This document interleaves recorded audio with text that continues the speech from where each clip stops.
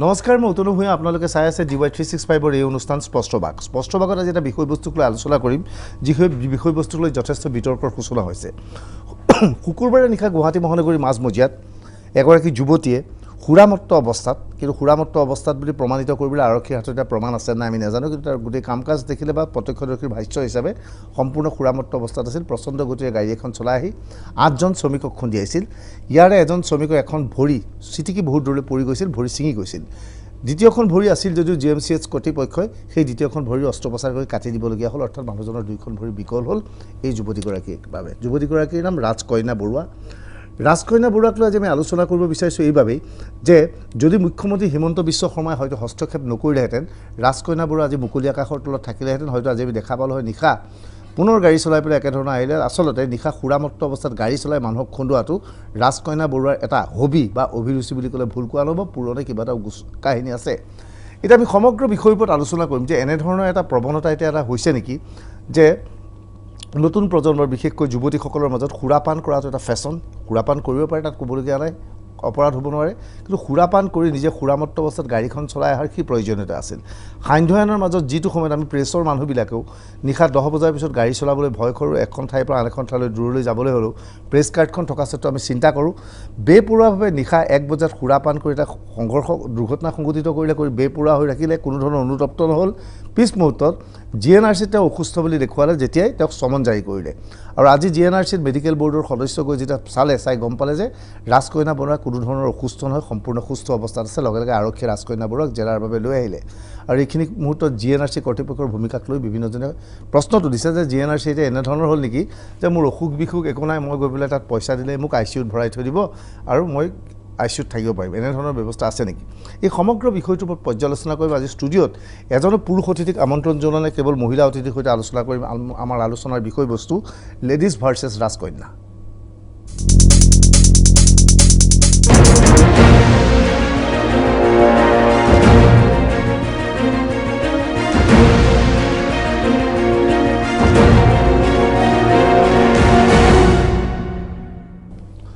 বহুতে প্ৰশ্ন কৰিব ৰাজকন্যা লেডিজ নহয় নেকি লেডিজ ভাৰ্চেছ ৰাজকন্যা কিয় হয় কিন্তু ৰাজকন্যাই যিটো ভূমিকা পালন কৰিছে নাৰীৰ যিটো ৰুল নাৰী বুলি ক'লে আমি যিটো বুজি পাওঁ তাৰ পৰা সম্পূৰ্ণ পৃথক দৃষ্টিক আছে নেকি এটা দুৰ্ঘটনা সংঘটিত কৰি অনুতপ্ত হোৱাৰ পৰিৱৰ্তে সেই সময়ত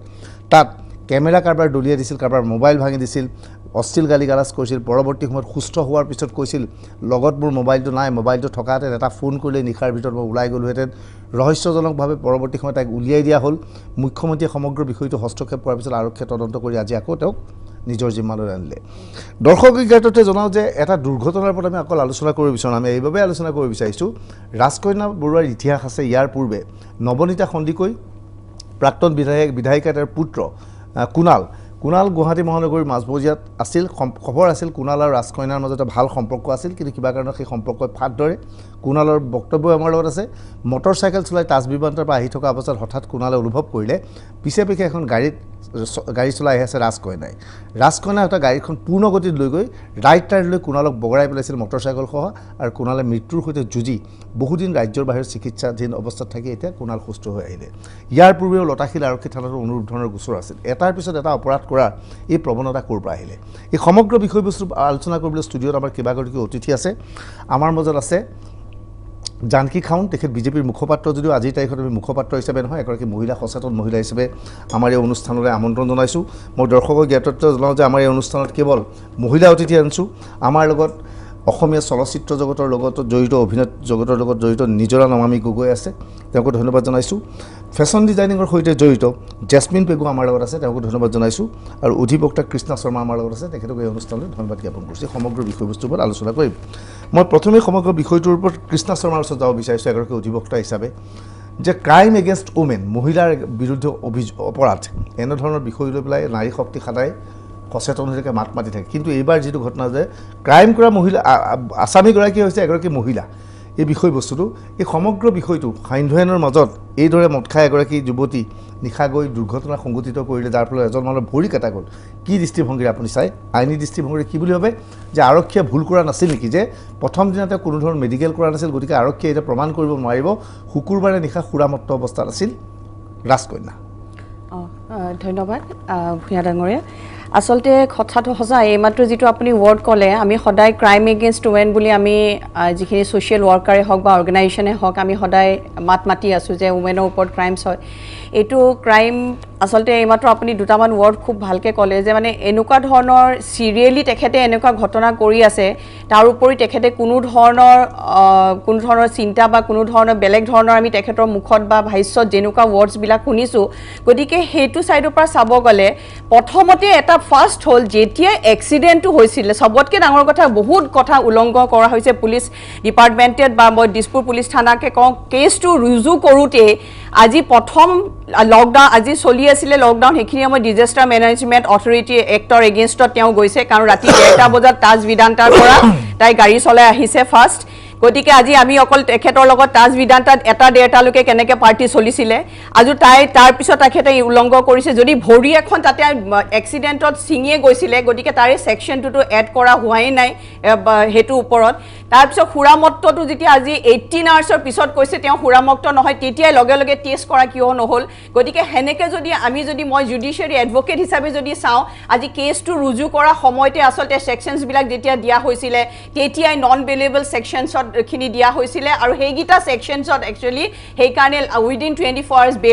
বেল পাই গৈছিলে গতিকে এনেকুৱা ধৰণৰ ক্ষেত্ৰত আমি আজি আৰক্ষী আজি যেনেকৈ আজি আমি সদায় কওঁ যে কিবা প্ৰব্লেম হ'লে আজি মহিলাই হওক পুৰুষে হওক ফাৰ্ষ্ট ষ্টেপ ক'ত যাব লাগিব ফাৰ্ষ্ট এফআইআৰখনেই দিব যাব লাগিব পুলিচক গতিকে এনেকুৱা ধৰণৰ যদি কেছ আৰু এনেকুৱা ধৰণৰ ৱৰ্ডছবিলাক যেতিয়া তেখেতে কৈছে আজি পুলিচ ষ্টেচনত যে মোৰ ফোন থাকিলে মোৰ 1 ঘণ্টাতে মই ইয়াৰ পৰা ওলালোঁ হয় গতিকে আমাৰ এটা ৰহস্য হৈছে যে কোনোবা শক্তিশালী তেখেতৰ পিছফালে আছে যাৰ কাৰণে তেখেতে আজি এটাৰ পিছত এটা এনেকৈ অঘটন এক্সিডেণ্ট কৰি যাব পাৰিছে আৰু কোনো ধৰণৰ তেখেতৰ ভয় ভাৱ নাই কোনো ধৰণৰ দেখা নাই গতিকে তেখেতে সদায় যিটো ৱৰ্ড কৈছে সেইটো খুব মন কৰিব লগা আৰু প্ৰথমতে আমাৰ মাননীয় মুখ্যমন্ত্ৰী ডাঙৰীয়া কিন্তু মই ধন্যবাদ দিছোঁ আজি তেওঁ হস্তক্ষেপ কৰাৰ কাৰণে আজি এই ছেকেণ্ড টাইমৰ কাৰণে আজি ৰেকৰ্ড বুলি ক'ব পাৰি আজি ধৰণে যে ছেকেণ্ড টাইম তেখেতক আজি এৰেষ্ট কৰা হৈছে আৰু GNRCয়ে যিটো আজি ডাঙৰ ভুল কৰিলে ICUত থৈ দিছে উইদাউট এনি হেল্থ ইছ্যু গতিকে GNRC আজি দুখিত আজি তেওঁ ডক্টৰছবিলাককো মই আপোনালোকৰ ষ্টুডিঅ'ৰ পৰা কৈছোঁ যে এনেকুৱা ধৰণৰ ক্ৰাইমছ কৰাৰ লগে লগে আজি ৰাজকন্যাৰ লগত আজি এই ডক্টৰছবিলাকৰ ওপৰতো আমি আচলতে আইনী ব্যৱস্থা ল'ব লাগে কাৰণ এইটো এটা খুব ডাঙৰ কথা GNRCৰ আপোনালোকে চবেই জানে এটা কথা আছে যে ICUত সোমাই থকাৰ পিছত 2-3 দিন ৰখাৰ পিছত তাৰ পৰা ওলাই পেলাই ডেথ বুলি কয় গতিকে সেইবিলাকৰ উপৰি যদি মই উমেন হিচাপে চাওঁ মহিলা হিচাপে আজি এডভকেট হিচাপে চাওঁ আজি সুৰুঙা আছে আজি আমাৰ যিখন আজি আমাৰ কেছ ডায়েৰী ৰেডি কৰিছিলে আয়ৈ যিটো কেছ ডায়েৰী দিছিলে কোৰ্টত সেই কেছ ডায়েৰীটো আচলতে খুব ভালকৈ কোনোবাবিলাক ইছ্যুজ যিটো আজি মেইন কথাই আছিল ড্ৰাংকাৰ্ড আজি আমি সঁচাকৈ জানো যে লগে লগে তেখেতক তেতিয়াই পুলিচ ষ্টেচন যোৱাৰ লগে লগে তেখেতক চেল্ফ চেকআপ তেতিয়াই কৰিব লাগিছিল তেতিয়াই ওলালে হয় যে কি পৰিস্থিতিত তেখেতে আছে আজিতো আমি অকল সেয়া বুলি ক'ব নোৱাৰি যে আমি ড্ৰাংকাৰ্ড বুলি ক'ব নোৱাৰোঁ কাৰণ অসমত আজি দেখিছে ড্ৰাগছ এটা বিৰাট ডাঙৰ প্ৰব্লেম হৈছে যে ছোৱালীজনী বাৰে বাৰে কৈ আছে ৰাজকন্যাই পৰৱৰ্তী সময়ত তেওঁ ইনষ্টাগ্ৰামত পোষ্ট দি কৈছে মই ড্ৰাংকেন অৱস্থাত নাই মই মদ খোৱা নাই মই মাক অসুস্থ মাক লগ ধৰিবলৈ গৈছোঁ এতিয়া মোৰ বিশ্বাস অসম আৰক্ষীয়ে কোৰ্টত প্ৰমাণ কৰিব নোৱাৰিব যে সেইদিনা ৰাতি ছোৱালীজনীয়ে মদ খাই আছে সেইটো চবতকৈ ইম্পৰ্টেণ্ট কথা কাৰণ 18 আৱাৰ্ছৰ পিছত কোনো মানুহে ড্ৰিংকছ কৰিলে বা কিবা কৰিলে তাৰে একো এফেক্ট নাথাকে সুৰুঙাতে তেখেতে আজি ওলাই আহিছিলে কিন্তু আজি যিটো তেখেতক আকৌ ৰিএৰেষ্ট কৰা হৈছে আজি মই এটা কথা কওঁ আজি সঁচাকৈ তাজ বিদান্তাত সেই ৰাতিলৈকে কেনেকৈ আজি ইমান 1-1:30লৈকে হৈছিলে সেইটো চাব লাগিব আজি বহুত ডাঙৰ কথা যেতিয়া আমাৰ ইমান ডাঙৰ আইন এখন চলি আছে যে কৰোনাৰ ওচৰত 10টাৰ ভিতৰত চব ব্যৱসায় আপুনি কৈছে মাত্ৰ ষ্টুডিঅ'ৰ পৰাও আমি ঘৰলৈ যাওঁ হয়নে নহয় গতিকে সেই CCTV ফুটেজটো আচলতে চাব লাগে সেই ৰাতি 1-1:30 বজাত কোন ভক্তিশালী মানুহৰ লগত তেখেতে পাৰ্টি কৰি আছিলে যাৰ কাৰণে যি দমল আজি ক'ব পাৰিছে যে মোৰ ফোন থাকিলে মই ওলাই আহিব পাৰিলোঁ এইটো তাৎপৰ্যপূৰ্ণ ঘটনা যে সমগ্ৰ বিষয়টো যে আৰক্ষীয়ে তদন্ত কৰিছে কেৱল ৰাজকন্যাক দোষী সাব্যস্ত কৰিলে নহ'ব নিশা 1 বজাত মই নাজানো তাজ বিদান্তাত পাৰ্টি কৰিছিলে ক'ত কৰিছিল আৰক্ষী অনুসন্ধান কৰিব লাগে নিশা 1 বজালৈকে ক'ত পাৰ্টি হৈছিল যিটো সময়ত আমি বিয়া পাতিব নোৱাৰোঁ বিয়াৰ অনুষ্ঠানত সোনকালে শেষ কৰিবলৈ মানুহ মৰিলে শ্ৰাদ্ধ পাতিব নোৱাৰোঁ নিশা সুৰাৰ পাৰ্টি চলি থাকিব বাৰ্থডে পাৰ্টি চলি থাকিব মই ভাবোঁ যে যিসকল আয়োজক তেওঁলোককো সোধপোছৰ কাৰণে মাতিব লাগে তেওঁলোককো জেৰা কৰাৰ প্ৰয়োজন জানকী খাউণ্ড আমাৰ লগত আছে যে সমগ্ৰ বিষয়টো সাধাৰণতে মহিলাই সদায় মহিলাৰ সুৰক্ষাৰ বাবে মাত মাতে, মহিলাৰ হকে মাত মাতে। আমি লেডিজ ভাৰ্চেছ আজি ৰাজকন্যা বুলি এইবাবেই কৈছোঁ, বোধহয় অসমৰ কোনো এগৰাকী মহিলা আজি ৰাজকন্যাৰ সমৰ্থনত মাত মাতিবলৈ নাহিব। ৰাজকন্যাই সুৰামত্ত অৱস্থাত দুৰ্ঘটনা এটা কৰিব পাৰে, দুৰ্ঘটনা সকলোৰে হ'ব পাৰে, ভগৱানে নকৰক কাইলৈ মই বা আপুনিও দুৰ্ঘটনা কৰিব পাৰোঁ, কিন্তু দুৰ্ঘটনা কৰাৰ পিছত অনুতপ্ত হ'ব পাৰে, অনুশোচনা আহিব পাৰে। সেই অনুতপ্ততা অনুশোচনা নাই, বৰঞ্চ আৰক্ষীৰ জিম্মাৰ পৰা বাচিবলৈ অসুস্থতাৰ অভিনয় কৰি GNRCৰ ICUত পৰি আছিল। কি কয় আপুনি সমগ্ৰ বিষয়টো? আসলতে চাওক ভূঞা ডাঙৰীয়া, আমি যে মহিলা বুলিয়ে যে সদায় মহিলাৰ পক্ষত মাত মাতি যাম সেই কথা নহয়। যেতিয়া শুদ্ধ হ'ব আমি মাত মাতিম, যেতিয়া অশুদ্ধ কাম কৰিব তেতিয়া আমি তাৰ বিপক্ষে থিয় দিম। এই যিটো ঘটনা, গোটেই ঘটনাৱলী মই যেনেকৈ ধৰণৰকৈ দেখিলোঁ, এতিয়া গোটেই কথাটো এতিয়া ফ'ল' আপ কৰিছোঁ। এই গোটেই যিটো ঘটনা হৈছে, ইয়াত মুখ্যমন্ত্ৰী ডাঙৰীয়াই ব্যতিক্ৰমী এটা পদক্ষেপ লৈছে, মানে তেওঁ নিজে এটা এক্সিডেণ্টৰ মেটাৰত হস্তক্ষেপ কৰিব লগা হৈছে। গতিকে এই গোটেই এটা সুকীয়া যিটো এটা পৰিৱেশ, এই গোটেই ঘটনাটোৰ আঁৰত যিখিনি কথা আছে, এই কথাখিনি অতিকৈ গুৰুত্বপূৰ্ণ কথা। কাৰণ এই যুৱতীগৰাকীয়ে যিটো ঘটনাত তেওঁ যিটো কাণ্ড কৰিছে সেইটো অতি লজ্জাজনক। আমি মহিলা হিচাপে, মহিলাই হওক পুৰুষেই হওক, চাওক মোৰ কথাটো এইটো যে কোনোবাই আমোদৰ কাৰণে কিবা কৰিছে। আমি যিমান দূৰ এতিয়া তথ্য পাইছোঁ, তেওঁ সেই তাজভিভান্তাত তেখেতে পাৰ্টি কৰি আছিলে, হয়তো ৰাতি কাৰোবাৰ লগত পাৰ্টি কৰি থকাত তেওঁ নিয়ম ভংগ কৰিছে। তেওঁ এই কাৰফিউৰ সময়ৰ মাজত ডিজাষ্টাৰ মেনেজমেণ্টৰ এক্টৰ এগেইনষ্টত গৈ পেলাই তেওঁ ৰাতি 2টা বজাত, 1টা নে 2টা বজাত তেওঁ ঘূৰি আহিছে সেই পাৰ্টি কৰি পেলাই। তেওঁ আমোদৰ কাৰণে তাত গৈ পাৰ্টি কৰিছিলে, তেওঁ আমোদৰ কাৰণে হয়তো সুৰাপান কৰিছিলে, যিটো এতিয়াও আমাৰ হাতত একো প্ৰমাণ নাই। তথাপি যিখিনি অভিযোগ আছে সেইটোৰ ওপৰতে মই ভিত্তি কৰি কৈছোঁ যে তেওঁ হয়তো সুৰাপান কৰিছিলে। সেই নিজৰ আমোদৰ কাৰণে কাৰোবাক বিপদত পেলাইছে, তাকো সেই সাধাৰণ শ্ৰেণীৰ শ্ৰমিকসকল যিসকলে ৰাস্তাত কাম কৰি আছিলে। আমি সকলোৱে জানো যে আমাৰ ব্ৰিজৰ কাম চলি আছে, সেইখিনি জেগাত ৰাস্তাৰ কাম চলি আছে, আৰু এইবোৰ কাম ৰাতি ৰাতি হয়, গতিকে এইবোৰ কাম যিহেতু ৰাতি হয়, গতিকে তেওঁলোকে মাজৰাতি তাতে কাম কৰি আছিলে। সেই সাধাৰণ শ্ৰেণীৰ শ্ৰমিকসকলক তেনেকৈ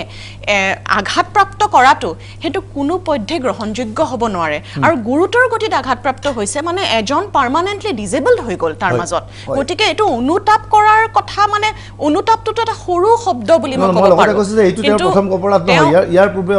গতিকে তেওঁ হয়তো মোৰ যিটো এতিয়া লাগিছে, আপুনি যিখিনি কথা ক'লে তেওঁৰ বিষয়ে, তেওঁৰ পাষ্টৰ 2টা ইনচিডেণ্টৰ কথাও ক'লে, তেওঁ এগৰাকী চিৰিয়েল এনেকুৱা ধৰণৰ কাম কৰা তেখেতৰ এটা হেবিচুৱেল, হয়তো তেওঁ হয়তো হেবিচুৱেল বা ক্ৰিমিনেল বুলিয়ে ক'ব লাগিব এতিয়া আমি, হেবিচুৱেল ক্ৰিমিনেল হয়তো তেওঁৰ কাৰণে। সেইকাৰণে এইটো একো ডাঙৰ কথা নহয়। গতিকে এনেকুৱা কথাত আমি সকলোৱে মহিলা হ'লেও মহিলাগৰাকীৰ বিপক্ষে মাত মাতিম। স্বাভাৱিকতে এইটো এটা তাৎপৰ্যপূৰ্ণ ঘটনা যে সুৰাপান কৰাটো একো অপৰাধ নহয়। নিজৰা নমামী গগৈ আমাৰ লগত আছে যে আজিকালি এটা ট্ৰেণ্ড এটা চলিছে গুৱাহাটীত যে মডাৰ্ণ ছোৱালী, গুৱাহাটীত আছোঁ, গুৱাহাটীত পাৰ্টি কৰোঁ, গতিকে সুৰাপান কৰিবই লাগিব। হুইস্কি খাব নোৱাৰিলেও, বিয়েৰ খাব নোৱাৰিলেও, কিবা এটা হ'লেও খাব লাগিব, ৱাইন খালেও খাব লাগিব। আৰু খোৱাটো মই কাকো বেয়া বুলি নকওঁ, খোৱাৰ সকলোৰে অধিকাৰ আছে, কিন্তু খাই ৰাতি ৰাজপথত গাড়ী চলাব, লগত ড্ৰাইভাৰ নাথাকিব, এনে অৱস্থাত আপুনি কি দেখে যে এইটো এটা নতুন ফেশ্বন ট্ৰেণ্ড হৈছে নেকি যে মই সুৰাপান কৰি অত্যাচাৰ কিবা এটা কৰিম, তেতিয়া মই নিজকে মডাৰ্ণ বুলি ভাবিব, মোক সকলোৱে ভাবিব গুৱাহাটীত গৈ বা গুৱাহাটীত সেই ছোৱালীজনী মডাৰ্ণ ছোৱালী, মহানগৰীৰ ছোৱালী। সেনেকুৱা কোনো কথা নাই। আমি এইটো লাইনত চবেই কাম কৰি আছোঁ, যিখিনি ভাল কাম সেইখিনি ফ'ল' কৰিব লাগে, আৰু যিখিনি বেয়া সেইখিনি আমি আঁতৰাব লাগে। যে সুৰাপান কৰিলে যে এগৰাকী মডেল হ'ব, এগৰাকী এক্ট্ৰেছ হ'ব, এইটো কোনো কথা নহয়। আৰু প্ৰথম কথা হ'ল যে দুখী যিয়ে নকৰক, তেখেত লাগিলে পুৰুষেই হওক বা নাৰীয়েই হওক, চেলিব্ৰিটিয়ে হওক বা সাধাৰণ মানুহেই হওক বা নেতা হওক বা প্ৰশাসনেই হওক, আইনখন সদায় চবৰ কাৰণে দোষীক সদায় শাস্তি দিব লাগে। তেখেতে বহুত ডাঙৰ ভুল কৰিছে আৰু এই শাস্তিটো পাব লাগে বুলি মোৰ ফালৰ পৰা ভাবোঁ। মানে কিন্তু সেই ছোৱালীজনী কোনো ধৰণৰ অনুশোচনা নাই। মোৰ প্ৰশ্নটো সেইটোৱে বাৰু, নিশা গভীৰ নিশা আপুনি আমাৰ অনুষ্ঠানত আছে, অনুষ্ঠানৰ পৰা নিশা 1 বজাত অকলে গাড়ীখন লৈ যাবলৈ নিশ্চয় কাৰফিউৰ মাজত সংকোচ বোধ কৰিব। আপুনি নিশা গাড়ীখন লৈ যোৱাৰ অৰ্থ নহয় যে আপুনি পুৰুষৰ সৈতে সমান অধিকাৰ পালে, আপোনাৰ নাৰীৰ অধিকাৰ আছে, মই গাড়ী চলাব জানো, তাত ক'বলগীয়া মোৰ একো নাছিল। কিন্তু ক'বলগীয়া কথা হৈছে এটা পাৰ্টিত সুৰাপান কৰি আছিল, তেওঁৰ বন্ধু বান্ধৱবোৰ ক'ত আছিল যে এনেকুৱা অৱস্থাত আপুনি যাব নালাগে, কাৰণ তেওঁৰ সংগীবিলাক কেনেকুৱা আছিল আমি নিশ্চয় কল্পনা কৰিব পাৰোঁ যে সেই পাৰ্টিটোত। গতিকে মই বাৰে বাৰে কৈছোঁ যে আৰক্ষীয়ে ক'ত সেই নিশা পাৰ্টি হৈছিল, নিশা 1 বজালৈকে কিয় পাৰ্টি হৈছিল, সেই যদি ক'ৰবাত ক্লাব বা বাৰত হৈছিল সেই বাৰ ক্লাবৰ লাইচেঞ্চো বাতিল কৰিব লাগে। এনে এখন পৰিৱেশ হৈছে। জেচমিন পেগু আমাৰ লগত আছে, আপুনি ফেশ্বন জগতৰ লগত জড়িত, এনেকুৱা পাৰ্টিত চাগে আপুনিও অহা যোৱা কৰে, পাৰ্টিৰ লগত আপোনাৰ যোগাযোগ আছে। কিন্তু এটা নতুন ট্ৰেণ্ড হৈছে নেকি যে পাৰ্টিত গ'লে সুৰাপান কৰিব লাগে, ৰাতি অভদ্ৰামী কৰিব লাগে, কৰিলে নিজকে মডাৰ্ণ ছোৱালী বুলি নিজকে অভিহিত কৰিব পৰা যায়? হয় ডাঙৰীয়া, মই এইটোৱে ক'ব বিচাৰোঁ যে মোৰ ফেশ্বন ডিজাইনাৰ, তো মই একচুৱেলি বহুত সৰু জেগাৰ পৰা আহিছোঁ, ধেমাজিৰ পৰা। মোৰ নিজৰ পৰিচয়টো এইকাৰণে মই দিব বিচাৰিছোঁ। মই বহুত সৰু জেগা ধেমাজি, তথাপি মোৰ কলেজ লাইফটো ডিব্ৰুগড় আছিলে।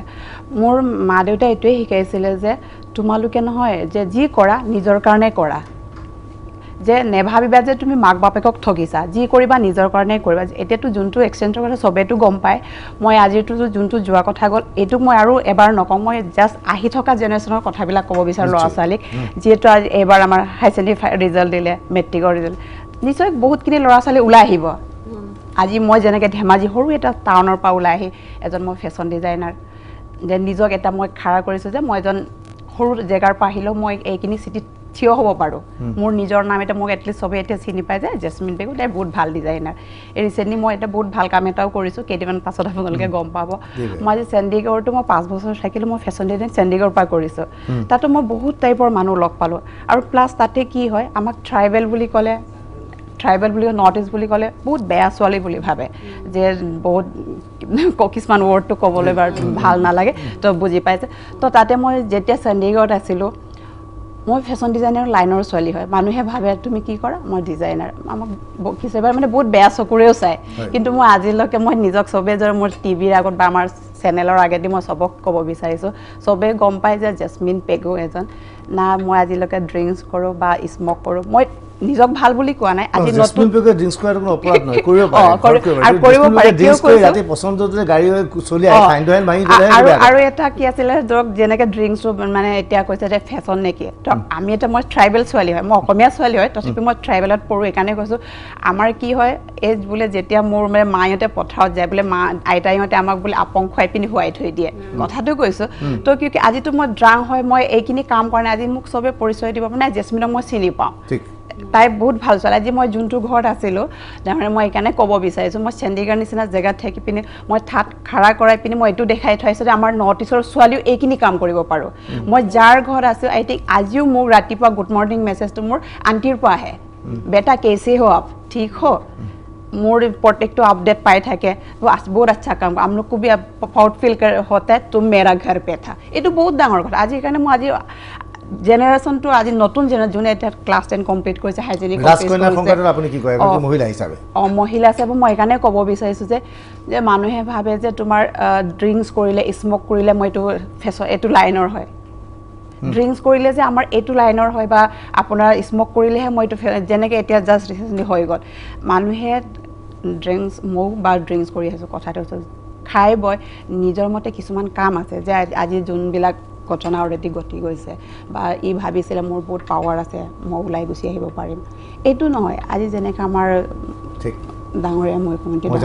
আজিকালি ফেশ্বন এটা হৈছে যে মই পাইছোঁ, বহুত ছোৱালী পাইছোঁ যে চিগাৰেটটো খাব পাৰিম নেকি, চিগাৰেট খোৱাটো ষ্টাইল বুলি ভাবে। মই কিন্তু মোৰ ওচৰত চিগাৰেট খুজিলে মই এটা নহয় 5টামান চিগাৰেট খুৱাই কোহোৱাই দিওঁ, মানে কাঢ়িবলৈ বাধ্য কৰে, খোৱা আৰু খোৱা দিয়ে থাকোঁ, যিকোনো এইটো ট্ৰেণ্ড এটা হৈছে।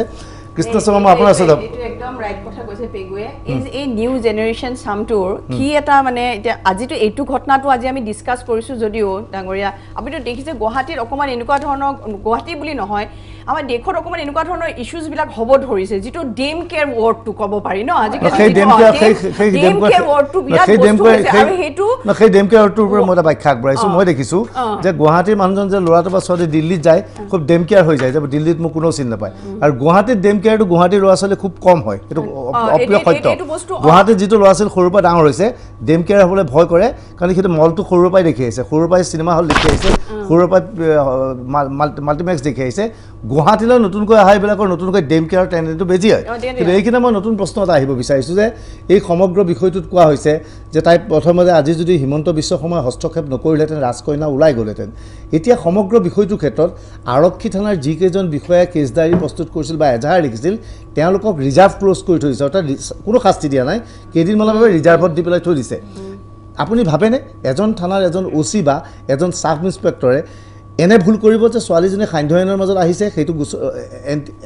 নাই কৰা, ছোৱালীজনী সুৰামত্ত অৱস্থাত আহিছে সেয়া নাই কৰা, যিকোনো আৰক্ষী বিষয়া কিন্তু সেইটো ইচ্ছাকৃত কৰিছে বুলি আমি ধাৰণা কৰিছোঁ যে আৰক্ষীৰ কোনো উচ্চস্তৰীয় বিষয়াৰ পৰা নিৰ্দেশ আহিছিল নেকি, সেই বিষয়টো তদন্ত কৰাটো প্ৰয়োজন হয় না আপুনি কি ভাবে 110% কি 200% হয় হেতুতে মই যে কৈ আছো শক্তিমাতা ৱৰ্ড কলোৱে যে কোনবা হাই লেভেল হি কোন আমি নাজানো কিন্তু সাম পাৰ্সন ইজ देयर যাৰ কথা কৈ আজি যেটো তেখেতে কলে আজি ক্ৰিমিনেল মেন্টালিটিটো কেতিয়া মানুহৰ গ্ৰোথ হয় আজি আমি যে ক্ৰাইম সেকেন্স ক্ৰিমিনেলিটি মই যেটো কলেজত মই গেষ্ট ফেকাল্টি জেবি ল কলেজত মই ক্ৰিমিনেলিটি পঢ়াও আজি সৰুতে যেতিয়া তেখেতে হেনুকা কাম কৰিছিল আজি এটা কলে বেয়া শুনি যদি মই মাতৃ হিচাপেও কওঁ সেই ঘৰৰো কিন্তু বা নেবাৰ বা ৰিলেটিভৰ কিন্তু কথা থাকে সৰুতে সেই কামটো কৰোতে আজি মাত্ৰ জুসনা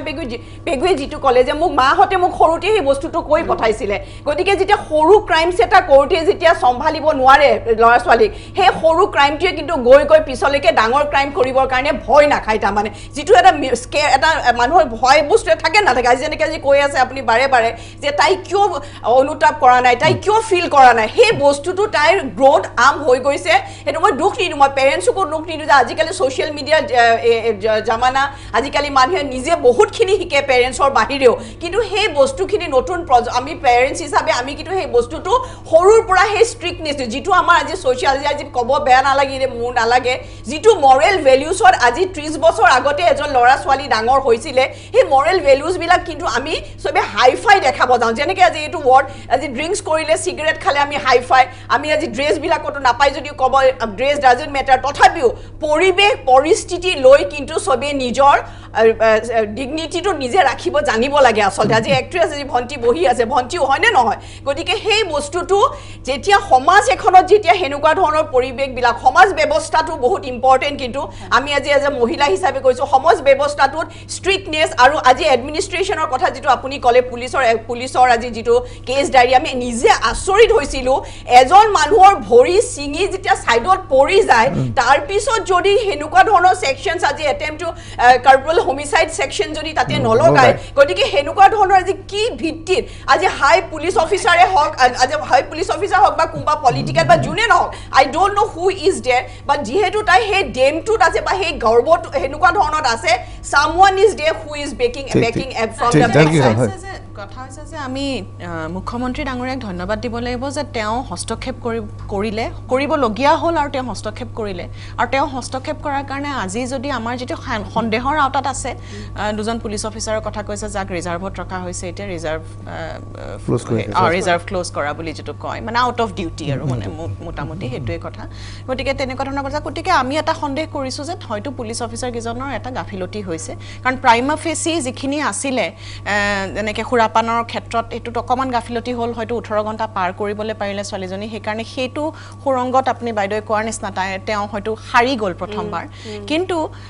এটো হয় যে কালপেবল হোমিসাইডৰ কেছ তেওঁৰ এগেইনষ্টত ৰেজিষ্টাৰ কৰিবই লাগে আজি যেটো ঘটনা হৈছে এখন ভৰি ছিঙি যেহেতু এইটো কথা পাৰ্মানেন্টলি ডিজেবল তাৰমানে যেহেতু সেই শ্ৰমিকজন সেই ব্যক্তিজন পাৰ্মানেন্টলি ডিজেবল হ'ল তেওঁৰ এগেইনষ্টত কালপেবল হোমিসাইড কেছ হ'বই লাগে আৰু নন বেলেবল অফেন্স হ'ব লাগে আচলতে এইটো কিন্তু হয়তো ফাৰ্স্ট ইনস্টেন্স এটা কথা ধৰা পৰা নাছিল আৰু নকৰক আৰু এইটো মুখী আৰু যিয়ে আজি না নহৈ পেলাই তাই যদি আজি মডেল বা যদি তাই আজি হেনুকা নহৈ পেলাই যে সাধাৰণ মানুহ এজন যদি আমি যেহেতু এইখিনি কথা তদন্তৰ আওতাত পিছত সেকশন লগাই পেলাই কিন্তু একদম কোনো ধৰণৰ বেল নাপালে এতিয়াও আমি মানিব লাগিব যেহেতু গোটেই বিষয়টো তদন্তৰ আওতাত আছে গতিকে আমি তদন্তৰ এটা এতিয়া সমগ্ৰ বিষয়টো চাই মই এনেকুৱা লাগিছে ছোৱালীজনী সালমান খানতকৈ ওপৰত নেকি সালমান খানৰ এদিন গাড়ী চলাই পেলাই ৰাস্তাত থকা শ্ৰমিকৰ ওপৰত গৈছিল কেছৰ পিছত কেছ চলি আছিল কিন্তু এই অসমৰ সালমান খানতকৈও ছুপাৰষ্টাৰ নেকি যে নিশাটোতে পিছৰ কোৰ্টলৈ জামিনত মুকলি কৰি দিলে সালমান খানে কিন্তু সিমান সহজে মুক্তি পোৱা নাছিল গোচৰৰ পিছত গোচৰ চলি আছিল বছৰ কি বছৰ চলি আছিল হয় ইমান দীঘলীয়াকৈ আচলতে প্ৰথমবাৰ তেওঁৰ ওপৰত হয়তো যেগিটা কেছ দিছিলে সেইগিটা হয়তো বেলেবল আছিলে গতিকে তেওঁ বেল লৈ পেলাই ওলাই গুচি গ'ল সেইটো এটা লেপছ হ'ল সেইটোতো কৈছো আমি সেইটোৱে কৈছো যে তাতে হয়তো আপুনি মুখ্যমন্ত্ৰীক প্ৰশংসা কৰিছে কিন্তু মই কথাটো কৈছে আজি ৰাজ্যৰ মুখ্যমন্ত্ৰীগৰাকীয়ে এইবিলাক ড্ৰাগছৰ বিৰুদ্ধে অভিযান চলাইছে কৰাপশ্যনৰ বিৰুদ্ধে অভিযান চলাইছে ৰাজ্যৰ ফাইনেন্সিয়েল ক্ৰাইচিছৰ মাজত সীমা সমস্যা চাইছে সেই তাৰ মাজত মুখ্যমন্ত্ৰীয়ে এজনী ছোৱালীৰ দুৰ্ঘটনাৰ কেছটো চাবলগীয়া হৈছে সেইটো আচলতে চৰকাৰৰ বাবে আৰক্ষীৰ বাবে অতি লাজৰ কথা যিহেতু পুলিচ ডিপাৰ্টমেণ্ট এটা আছে পুলিচ ডিপাৰ্টমেণ্টৰ আজি আমি গাফিলতি বুলি ক'ব লাগিব সি কোন আমি ABCD নাজানো মই এজ আ হোল জেনেৰেল কোৱা নাই কিন্তু যিখিনি মানুহ সঁচাকৈ ৰিলেটেড আছে বা বেলেগ বেলেগ কেছত অকল এইটো কেছ নহয় দেই বহুত কেছত আপুনি দেখিব আই কেছ ডায়েৰী এখন দিওঁতে কিন্তু বহুতখিনি আজি ক'ব বেয়া লাগে যদিও তাতেও কিন্তু বহুত ধৰণৰ কৰাপশ্যন সোমাই আছে আইঅ'ৰ ৰিপৰ্টটো লৈ বহুত কেছ আপোনালোকে দেখিব কোৰ্টত আমি দেখিছোঁ আমি নিজে পাইছোঁ আইঅ'ৰ ৰিপৰ্টৰ কাৰণে কিন্তু বহুত আজি ক্ৰিমিনেল কিন্তু হাৰি গৈছে গতিকে সেনেকুৱা ধৰণৰ ব্যৱস্থা হ'লে তেতিয়া মানুহে ক্ৰাইমছ কৰিব ভয় নাখাব আজি আপুনি ড্ৰাগছৰ আজি সেইদিনা যেনেকৈ ড্ৰাগছৰ বহুতখিনি ল'ৰা ধৰিলে কিন্তু বহুতখিনি আপুনি এভিডেন্স বা সেয়া নাই বুলি ওলাই দিলে গতিকে আৰু এবাৰ যেতিয়া এজন টিনেজাৰ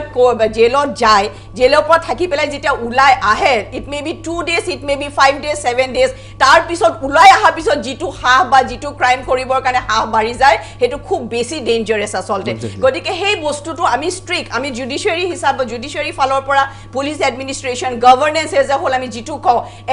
গোটেই মানুহখিনিৰ মাজত যিটো এটা মিটিং হয় আণ্ডাৰষ্টেণ্ডিং সমাজ ব্যৱস্থাটো কেনেকৈ ভাল কৰোঁ সেইটো কিন্তু আমাৰ চৰকাৰে একদম দিব লাগিব আৰু চৰকাৰে আপুনি চাগে জানে আজি মাননীয় মুখ্যমন্ত্ৰী ডাঙৰীয়াই অলপতে খুব ডাঙৰ এখন পুলিচ সোণাপুৰত নে কাজিৰঙাত আজি বিৰাট ডাঙৰ এখন পুলিচ ডিপাৰ্টমেণ্টৰ এখন যিখন মিটিং আয়োজন কৰিছিলে তাতে বহুতখিনি তেওঁলোকক দিয়াৰ পিছতো যে আজি বহুত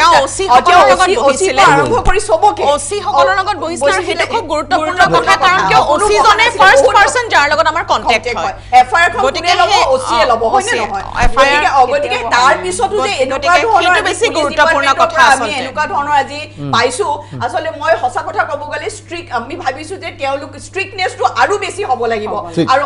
মই জানকী খানৰ ওচৰত গৈছোঁ যে এই বিষয়বস্তুক লৈ এটা বহুত বিতৰ্ক হৈছে আৰক্ষীৰ ভূমিকাক লৈ বহুতে প্ৰশ্ন কৰিছে আজি বহুতে কৈছে যে এটা দুৰ্ঘটনাক লৈ আমি কিয় টকশ্ব' কৰিব বিচাৰিছোঁ কিন্তু বাস্তৱ সত্যটো এটা সৰু দুৰ্ঘটনাৰ ঘটনা নহয় এই যিজনী ছোৱালীৰ কথা কৈছোঁ ৰাজকন্যা ইয়াৰ আগতে পূৰ্বেও দুটা দুৰ্ঘটনা সংঘটিত কৰি গ'ল আৰু দুইটা দুৰ্ঘটনাত তেওঁক এবাৰ গ্ৰেপ্তাৰ কৰা নহ'ল গতিকে এই সমগ্ৰ বিষয়টোত লাগে যে আৰক্ষীৰ কোনোবা শীৰ্ষ বিষয়া ইয়াৰ সৈতে জড়িত আছে নেকি যি এনেধৰণৰ নৈশ পাৰ্টিত হয়তো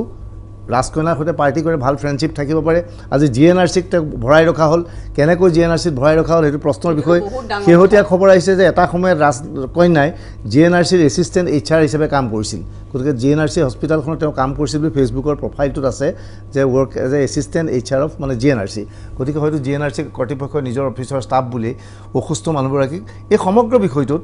চিকিৎসকৰ যিটো ভূমিকা সেই ভূমিকা সম্পৰ্কত কি কয় নাই চাগে সমগ্ৰ ঘটনাত আমি এতিয়া যিখিনি কথা পোহৰলৈ আহিছে সেইখিনি কথাত ওপৰত ভিত্তি কৰি পেলাই আমি ক'ব পাৰোঁ যে যিকেইজন অফিচাৰ আছিলে সেইদিনাখন যোনে কেছটো তেখেতৰ এগেইনষ্টত দিছিলে সেইকেইটা বেলেবল কেছ আছিলে বেলেবল অফেন্স বুলি পেলাই তেখেত কনচিডাৰ কৰিছিলে গতিকে তেওঁলোকৰ কথা এতিয়া মই কৈছোঁ প্ৰথম পৰ্যায়ত তেওঁলোকৰ বিৰুদ্ধে এটা মানে হয়তো কিবা এটা হ'ব এনকুৱাৰী এটা হ'ব গতিকে সেইটো তেওঁলোক তদন্তৰ আওতালৈ আহিব তাৰপিছত বাইদেৱে আজি আমি সন্দেহে প্ৰকাশ কৰিব পাৰোঁ আমাৰ এইটো সন্দেহ আমাৰ এটা ভাৱ যে হয়তো আৰু কোনোবা থাকিব পাৰে যদি তেনেকুৱা কিবা কথা আছে সেয়াও পোহৰলৈ আহিব দিয়ক সেয়াও পোহৰলৈ আহিব তাৰোপৰি যিখন ব্যক্তিগত চিকিৎসালয়ৰ কথা ওলাই আছে সেই চিকিৎসালয়খনৰ লগত এই যুৱতীগৰাকীৰ ব্যক্তিগত কি সম্পৰ্ক আছে কি বেচিছত তেওঁক এডমিট কৰিলে এখন ব্যক্তিগত চিকিৎসালয় তেওঁলোক হৈছে সদায় প্ৰফিট অৰিয়েণ্টেড তেওঁলোকে প্ৰফিটৰ কাৰণে যি কৰিবলৈ কয় সেইটোৱে কৰে ছেমি আইচিউত ভৰ্তি কৰি থৈছে হয়তো ছেমি আইচিউত তেওঁলোকে টকা পইচা অকণমান বেছিকৈ পায় সেইটো কাৰণেও ভৰ্তি কৰি থ'ব পাৰে কাৰণটো কি আমি কোনেও নাজানো সেইকাৰণে মই কৈছোঁ যে গোটেইখিনি কথা তদন্ত আৰম্ভ কৰিছে তদন্তৰ নিৰ্দেশ দিছে গতিকে তদন্তত যিখিনি কথা পোহৰলৈ আহিব সেই হিচাপে দোষীক আইডেণ্টিফাই কৰি শাস্তি দিয়া চিকিৎসকক আমি ভগৱান বুলি গণ্য কৰোঁ চিকিৎসকক ভগৱান বুলি চিকিৎসকে যদি অপৰাধীক ৰক্ষণাবেক্ষণ দিয়া ব্যক্তি হৈ চিকিৎসা বিজ্ঞান হয় তেওঁ নিশ্চয় গ্ৰহণযোগ্য মেডিকেল নেগলিজেন্সি এক্টৰ আণ্ডাৰত আচলতে যিয়ে নহওক আজি তাই কাম কৰিলেও তাতে বা ছোৱালীজনী অসুস্থ হৈছে তাত গৈ এটা বিচনাত আছে বেলেগ কথা যে তেওঁ অসুস্থতা বহুত বেছি আসলে সমগ্ৰ বিষয়টো এনেকৈ পুলিচ কমিশনৰ ফালৰ পৰা তাক সমন জাৰি কৰা হৈছিল ৰাজকন্যাৰ মাতৃয়ে ক'লে ৰাজকন্যাৰ মাতৃয়ে লিখিলে যে দুসপ্তাহৰ বাবে নোৱাৰিব কিয়নো তেওঁ GNRCৰ ICUত আছে ICUত থাকিবলগীয়া পৰিৱেশ ICUত সাধাৰণতে এজন পেচেণ্টক মন গ'লে দিব কালি মই হস্পিটেলত গৈ পেলাই ক'ব পাৰোঁ মোৰ গাটো বেয়া লাগিছে পেটৰ বিষ হৈছে জ্বৰ হৈছে মই হস্পিটেলত থাকিব বিচাৰোঁ কিন্তু চৰকাৰে একদম ক্ষিপ্ৰতাৰে এইটো পদক্ষেপ গ্ৰহণ কৰিছে আপুনি যদি চাই সেই মেডিকেল লিগেল টিম এটা বোৰ্ড এপইণ্ট কৰি পেলাই ইমিডিয়েটলি তালৈ পঠিয়াইছে আৰু গোটেই কথাটো কিনো আচলতে depth of the matter study কৰিবলৈ দিছে তাৰপিছত তেওঁলোকে এইটো ৰিপৰ্ট দিছে যে ছোৱালীজনী ইমানো অসুস্থ নহয় যুৱতীগৰাকী যে তেওঁ ছেমি আইচিউত ভৰ্তি হৈ থাকিব লাগে তেতিয়া তেওঁ মই এটা বাণিজ্যিক বিৰতি ল'ব লাগিব জানকী খান হয় মই এটা বাণিজ্যিক বিৰতি ল'ব লাগিব বাণিজ্যিক বাৰ্তাৰ পিছত বিৰতিৰ পিছত আমাৰ আলোচনা অব্যাহত থাকিব লেডিজ ভাৰ্চেছ ৰাজকন্যা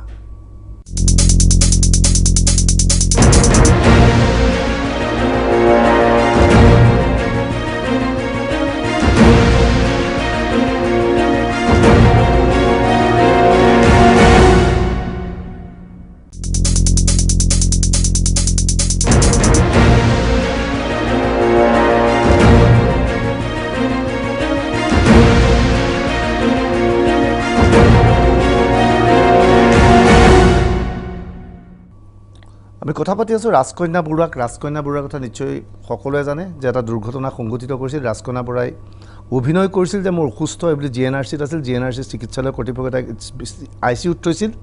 অৱশেষত ৰাজ্য চৰকাৰে এখন স্বাস্থ্য মেডিকেল বোৰ্ড গঠন কৰে। GMC বিভিন্ন বিভাগৰ বিশেষজ্ঞক লৈ সেই কমিটি আজি তাই স্বাস্থ্য পৰীক্ষা কৰাৰ পিছত কয় যে ৰাজকন্যা সম্পূৰ্ণ সুস্থ। ইয়াৰ পিছতেই হস্পিটেলৰ ভিতৰৰ পৰা ৰাজকন্যাক আৰক্ষীয়ে গ্ৰেপ্তাৰ কৰিছে, দ্বিতীয়বাৰৰ বাবে গ্ৰেপ্তাৰ কৰিছে।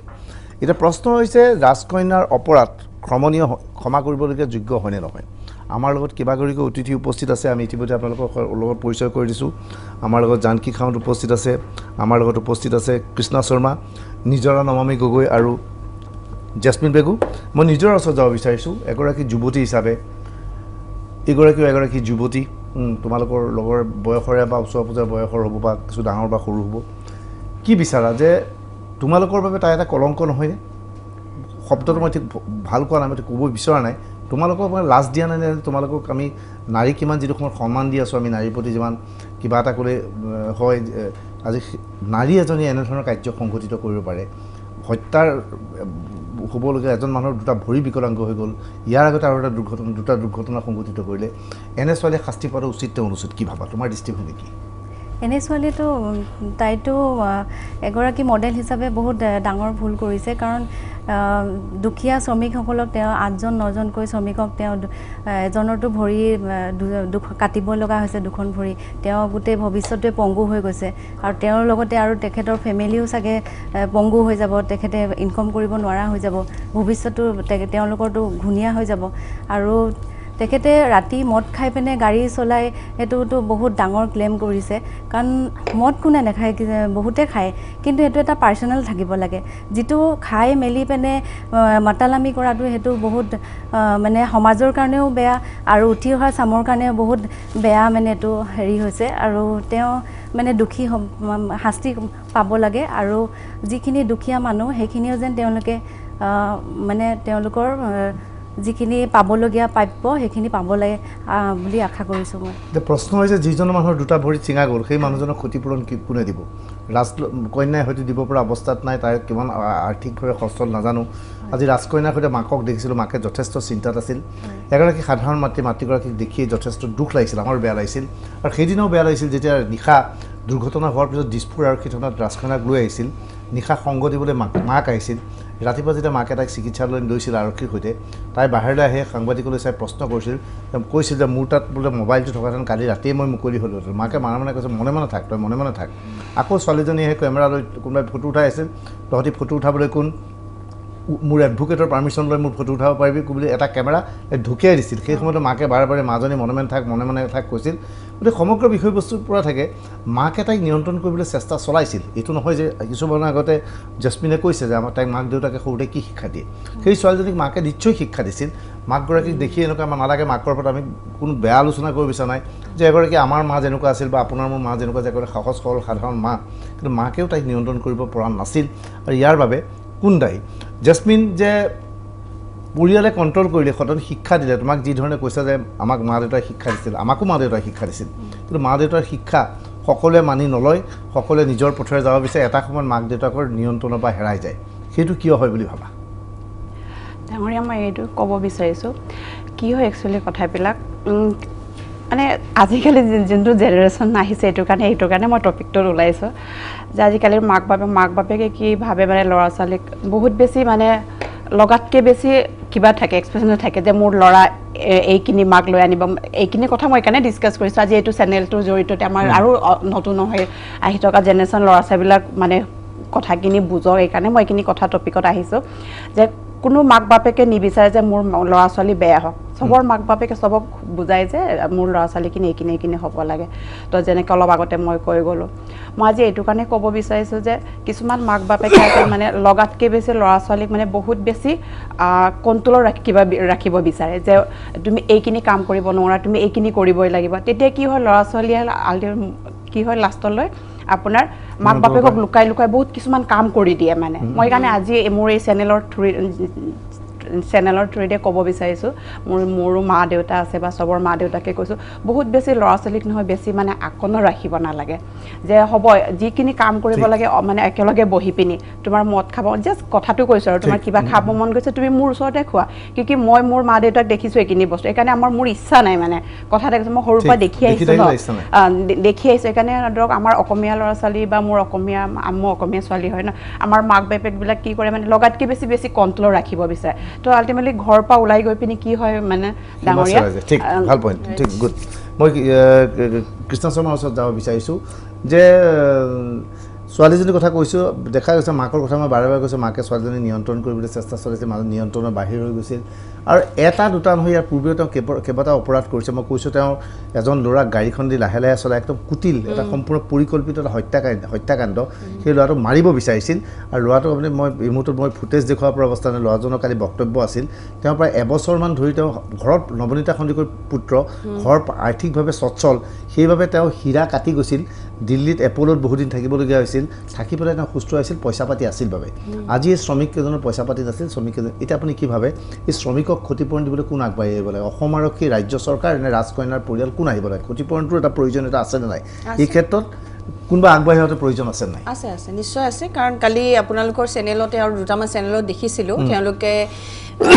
মেক্সিমামটো ইনজিয়ৰ্ড হৈছে নজন তেওঁলোকৰ ঘৰৰ পৰিয়ালক দেখাইছে কান্দি কান্দি কৈছে যে হাজিৰা কৰি আছিলোঁ আজি এতিয়া কেনেকৈ খাম কাৰণ এটা কথা সেইকাৰণে বেয়া লাগিছে মনটো বেয়া মানে চবৰে আঘাত কৰিছে যে শ্ৰমিক মানে কি সিহঁতে দুবেলা দুমুঠি খাবৰ কাৰণে আজি হাজিৰা কৰি আছে কিন্তু তাইৰ মেণ্টেলিটি কি যে মই শ্ৰমিকে হওক বা কিবা হওক মই উৰাই লৈ যাম কোনো মোক কি কৰিব পাৰিব এই বস্তুটো আপুনি যিটো বাৰে বাৰে কৈ আছে যে সৰু মই বহুত ডাঙৰ মোৰ বহুত হাই লেভেললৈকে আছে মোৰ একো নহয় মই গাড়ী লগলে মোৰ কি কৰিব সেই থিংকিংটো তাইৰ ব্ৰেইনত আছে সেইকাৰণে যে তাই ক্ৰাইমছ ওৱান আফটাৰ আনাডাৰ কৰি থাকিব পাৰিছে বা তাই একো পোষ্টা নাই যেতিয়া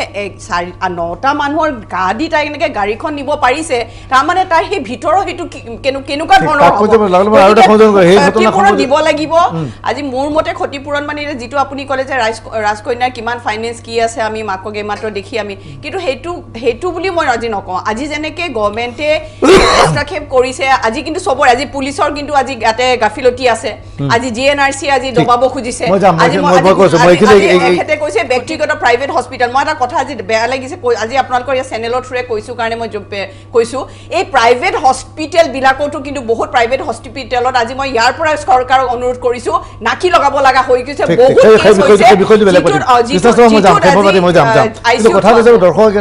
যে ছোৱালীজনীৰ টেণ্ডেঞ্চি চাওক যে প্ৰথমতে এটা পাৰ্টি কৰিছিল ইনষ্টাগ্ৰামত পোষ্ট দিছে বহুতে নাচি আছে ইয়াৰ পিছত এক্সিডেণ্ট কৰিলে ঠিক আছে এক্সিডেণ্ট কৰা মুকলি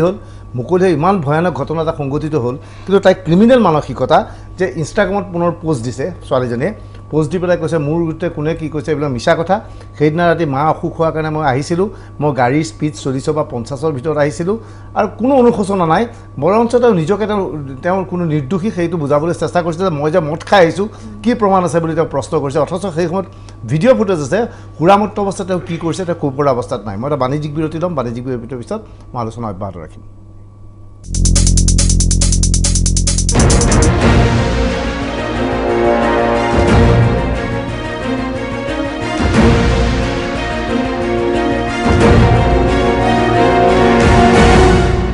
ৰাজকন্যাৰ ওপৰত কথা পাতি আছোঁ আমাৰ শেষ ভাগত উপস্থিত হৈছোঁ অতিথিসকল আছে মই জানকী খাউণ্ডৰ ওচৰত যাব বিচাৰিছোঁ কি বিচাৰে ৰাজকন্যা সংক্ৰান্তত ই এটা কেনে বাৰ্তা দিয়াটো উচিত বুলি আপুনি ভাবে এটা বৰ ডাঙৰ কথা ভূঞা ডাঙৰীয়া যে তাইক মানে যুৱতীগৰাকীক গ্ৰেপ্তাৰ কৰিলে যে এইটো মই ভাবোঁ সমাজলৈ এটা বৰ ভাল বাৰ্তা প্ৰেৰণ হয় কাৰণ কিয় উঠি অহা প্ৰজন্ম আমাৰো ল'ৰা ছোৱালী ডাঙৰ হৈ আহিছে উঠি অহা প্ৰজন্মই কিছুমান কথা সমাজৰ ব্যৱস্থাটোৰ কথা আচলতে জানিব লাগে মানে আজি ধৰক অভিভাৱকৰ গাতো দুখ নাই আমি যদি কওঁ যে অভিভাৱকৰ গাত দুখ অভিভাৱকে নিয়ন্ত্ৰণ কৰিব লাগে অভিভাৱকে মনিটৰ কৰিব লাগে চকু দি থাকিব লাগে কিন্তু বহুত ল'ৰা ছোৱালীয়েতো কেতিয়াবা অভিভাৱকে গম নোপোৱাকেও কিছুমান কাম কৰে আপুনি এতিয়া ৰাজকন্যাৰ মাকৰ কথা মাতৃৰ কথা কৈছে যে মাতৃগৰাকীক দেখিলে লাগিছে যে তেওঁ অসহায় মানুহগৰাকী মানে তেওঁ অসহায় অনুভৱ কৰিছে এতিয়া গতিকে সেই কথাটো এই সমাজ ব্যৱস্থাখনৰ আচলতে কোনখিনি কথা আমি পাই আৰু কোনখিনি নাপায় আমি এইখিনি যে লাইন আমি ক্ৰছ কৰিব নাপায় এই কথাখিনি ল'ৰা ছোৱালীক আচলতে অকণমান সৰুৰ পৰাই আমি নিজাববীয়াকৈ যোনে পাৰোঁ মই মোৰ ল'ৰা ছোৱালীক শিকালোঁ আপুনি আপোনাৰ ল'ৰা ছোৱালীক শিকালে তেনেকৈ যদি আমি উঠি অহা প্ৰজন্মটোক সেইখিনি কথা শিকাব পাৰোঁ যে এইখিনি কৰিবা আৰু এইখিনি নকৰিবা তেওঁলোকে কোনখিনি অনুকৰণ কৰে কিমানখিনি মানে আমাৰ কথা সেইটো আমাৰ নিয়ন্ত্ৰণত নাই কিন্তু আমি ক'ব পৰাখিনি আমি ক'ব পাৰিব লাগে আচলতে আৰু আমি ক'বও লাগে আৰু সেইকাৰণে এই বাৰ্তাটো যোৱাটো খুব প্ৰয়োজনীয় যে দিছ ইজ পানিশেবল অফেন্স মই এইটো আজি ৰিএৰেষ্ট কৰি আকৌ পানিছমেণ্ট দিয়াটো এজন এডভকেট হিচাপে মই আজি বিচাৰোঁ কাৰণ এইটো এটা খুব ডাঙৰ বাৰ্তা যাব তাৰ উপৰিও আজি এম্বিচিয়াছ হোৱাটো ডাঙৰ কথা নহয় উমেন শুড বি এম্বিচিয়াছ কিন্তু সেই এম্বিচিয়াছটো হ'ব যাওঁতে তাৰ লিমিটছ যিখিনি আছে সেই লিমিটছখিনি হৈহে এম্বিচিয়াছ হ'ব লাগিব আৰু তাই যদি আজি ইমানেই তাই ড্ৰাংকাৰ্ড হৈ আছিলে তাই ফ্ৰেণ্ডছক ক'ব পাৰিলে হয় মোক 6 মাইলৰ বা ৰুক্মিণী গাঁৱলৈকে মোক থৈয়া মই আজি নিয়ন্ত্ৰণত নাই সেইটো আজি পুৰুষবিলাকেও কয় ল'ৰাবিলাকে কয় সেইটো বিৰাট ডাঙৰ ইছ্যু ডাঙৰ কথা সেই চিভিক চেন্সটো তাই থাকিব লাগিছিলে যে তাই সেই ৱৰ্ডটো ক'লে যে মই গাড়ী চলাব পৰা হৈ থকা নাই ৰাস্তাত কি হৈ থাকে ঠিক নাই মোক ঘৰত থৈয়া সেই গতিকে পানিছমেণ্টটো পোৱাটো এটা বিৰাট ডাঙৰ এটা এক্সাম্পল হ'ব ফৰ দ্য কামিং জেনেৰেশ্যন হয় মদ খাই নিচাযুক্ত দ্ৰব্য খাই তাই যিটো এটা মাতালামি কৰিছে আৰু সাধাৰণ দুখীয়া মানুহক লৈ পিনে হেতালি খেলিছে সেইটো হ'ব দিব নোৱাৰি আমিও নিদিওঁ আৰু আইনীয় প্ৰশাসনেও যেন এইটো অলপ কঠোৰভাৱে কৰে তাকে ডাঙৰীয়া আমিতো তাকে বিচাৰোঁ যে বহুত ভাল কাম কৰিলে আমাৰ মুখ্যমন্ত্ৰীয়ে যোনটো ষ্টেপ লৈছে নেক্সট আৰু এটা এইটো কাম কেতিয়াও নকৰে গুৱাহাটীত এইটো বহুত ভাল কাম কৰিছে আমাৰ নকৰে আৰু এইকাৰণে তাক শাস্তি দিয়াটো বহুত আৰু এটা কথা ড্ৰিংক এণ্ড ড্ৰাইভ টু এইটো ষ্ট্ৰিক্ট মনিটৰিং কৰিব লাগে আৰু ইয়াতকে ষ্ট্ৰিক্ট হ'ব লাগে চিচিটিভি ফুটেজ লাগিব কিন্তু পাৰ্টিৰ আমাক লাগিব ডিজাস্টাৰ মেনেজমেণ্ট এক্ট ভংগ কৰা হৈছে তাৰ পানিছমেণ্ট লাগিব জিএনআৰচি এগেইনষ্টত এক্ট ল'ব লাগিব একশ্যন ল'ব লাগিব কাৰণ এইটো ক্ষেত্ৰত চব ইনভলভ হৈ আছে আজি যদি আমি ষ্ট্ৰিট ইনভেষ্টিগেশ্যন হ'ব লাগিব ধন্যবাদ জনাইছোঁ মই অনুষ্ঠানৰ পৰা বিদায় দিব বিচাৰিছোঁ কিছু সময়ৰ পিছত অনুষ্ঠিত হ'ব 24 ঘণ্টা অনুষ্ঠানৰ পৰা বিদায় দিছোঁ ধন্যবাদ শুভৰাত্ৰি